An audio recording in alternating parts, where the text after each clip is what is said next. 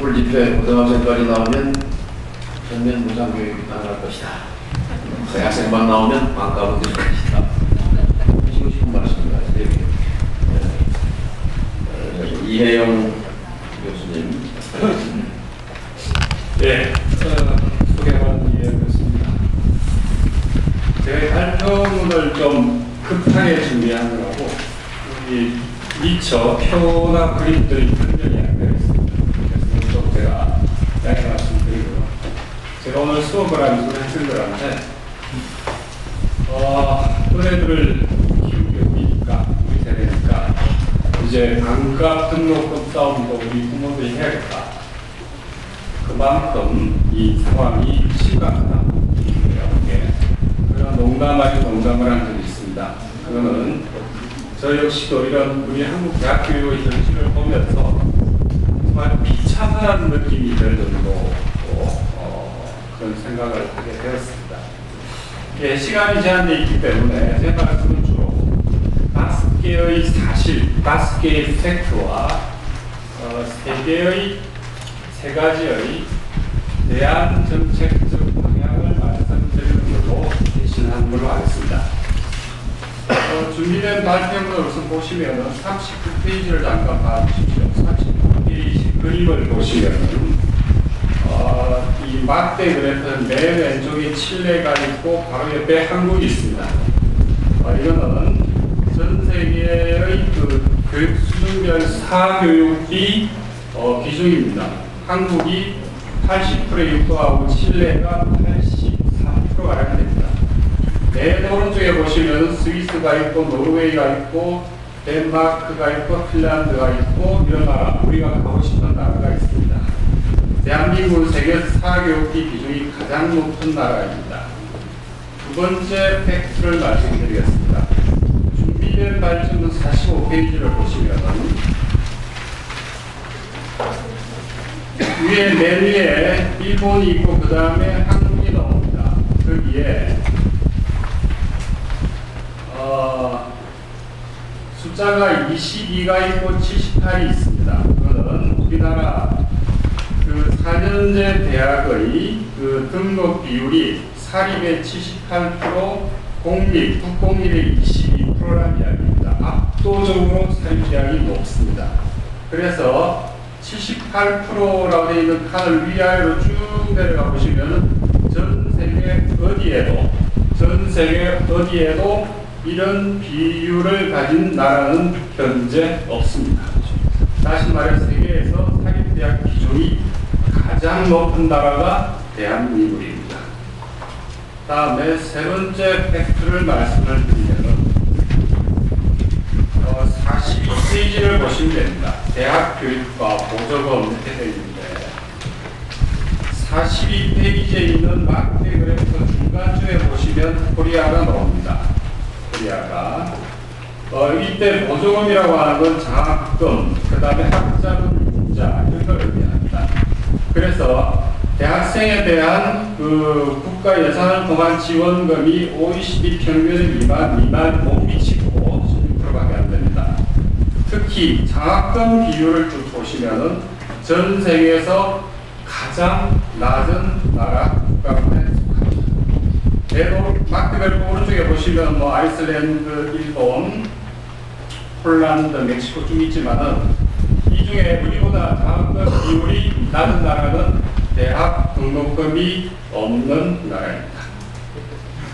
그 다음에 네 번째 팩트를 말씀드리겠습니다.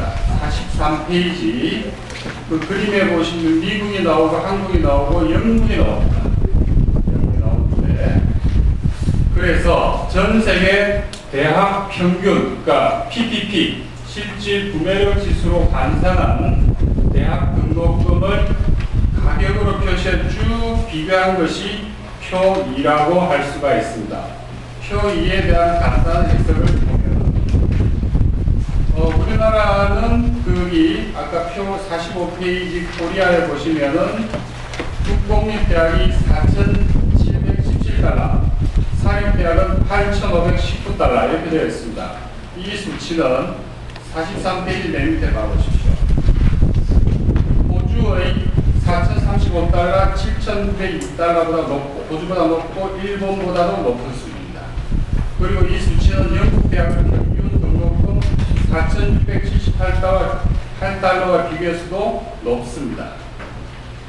단지 미국의 이거는 또 미국의 국공립 대학의 평균 등록금 5,943달러와 비교해도 한국의 국공립 대학이 약간 싸고 한국의 사립 대학은 더 비쌉니다.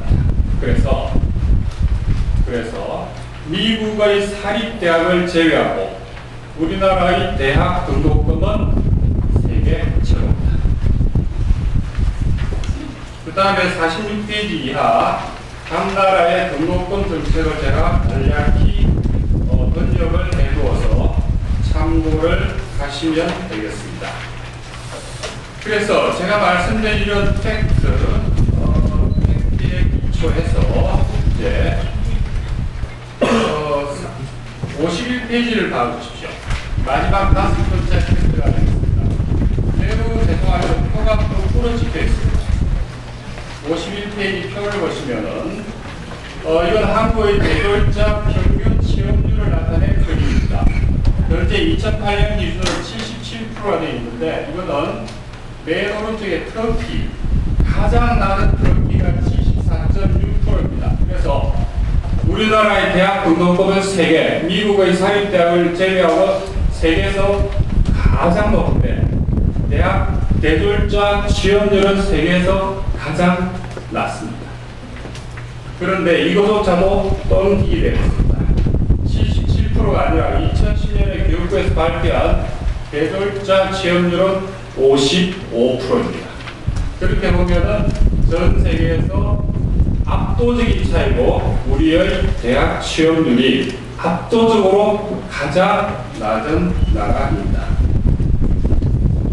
그 다음에 54페이지에 추가로 하나 보시면은 성별 취업률 격차 나옵니다.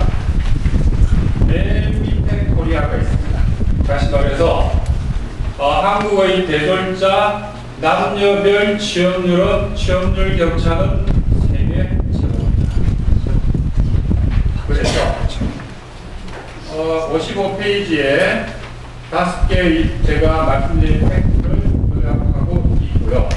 그래서 지금 반값 등록금 이야기로 여야가 2조에서 3조 가량의 추가적 재정 부담을 제시를 하고 있습니다. 이것이 100% 실현된다 하더라도 세계 최하위를 벗어나기는 쉬워 보이지 않습니다.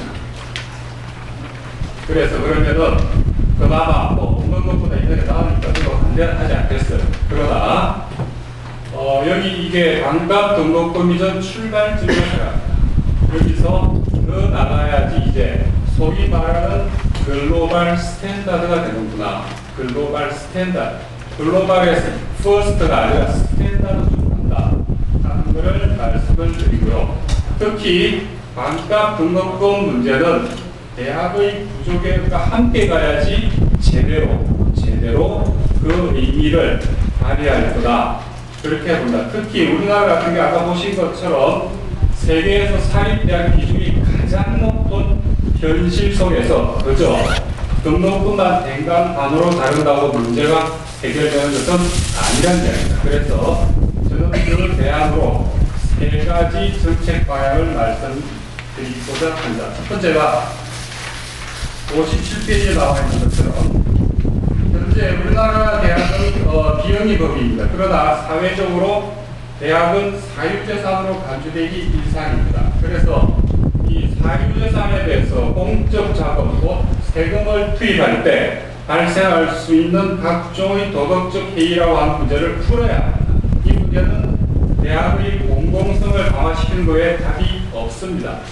공적 자금을 투입을 했는데 그 돈 가지고 대학 오너들이 주식 투자하고 부동산 투기하고 대학 증대축할 경우에 그때의 도덕적 해이는 누가 책임질까요? 그 다음에 두 번째 방향을 말씀드립니다. 58페이지입니다. 한국 대학의 서열화는 살인적입니다. 이미 말씀드린 것처럼 대학 교육이 거의 사적 의무 교육이 되어 있는 조건에서 대학을 나오지 않고도 먹고 살 수 있는 시스템이 너무나 요원하고, 그래서 현재로서는 대학을 보통교육화 시키는 것에 대안이 없어 보입니다. 그런데 봉건적인 반상의 차별이나 계급차별 못지않은 환경차별은 현대 한국 사회의 주홍글씨가 되어버렸습니다. 그래서 특히 최근에는 이런 차이를 차별로 공고하기 위해 일부 특권화된 대학이 특권의 항구화를 위해서 법인화를 시도하고 있습니다. 이거는 그야말로 씨가 말라갈 지경인 한국 대학의 공공성을 아예 뿌리째 뽑자고 하는 한심하기 짝이 없는 시도라고 하죠. 이거는 막아야 합니다. 그다음 세 번째, 대학의 기업화입니다. 최근에 중앙대학의 부산대학화와 관련해서도 문제가 되고 있는데 보시면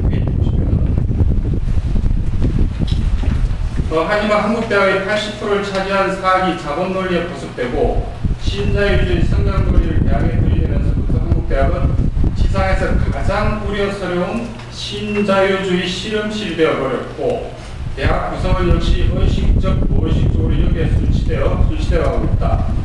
반가 등록금 논란을 통한 사립대학에 대한 공적자금의 투입은 그러므로 세계에서 사실 거의 유일하다시피 한 한국의 공사립대학과는 심각한 구조적 불균형 관계를 공공성에 유리하게끔 개편하는 계기가 되어야 한다. 그래서 결론적으로 말씀드리면 이 반값 등록금 문제는 실제로 한국에서의 국가 실패와 또 다른 한편으로 시장 실패를 의미하는 것입니다. 그래서 이 반값 등록금을 출발점으로 해서 우리가 목표로 하는 등록금의 완전 출발을 할까요? 그것을 목표로 단계적으로 나아가는 그 출발점이 저는 반값 등록금이 된다. 그리고 되어야 한다.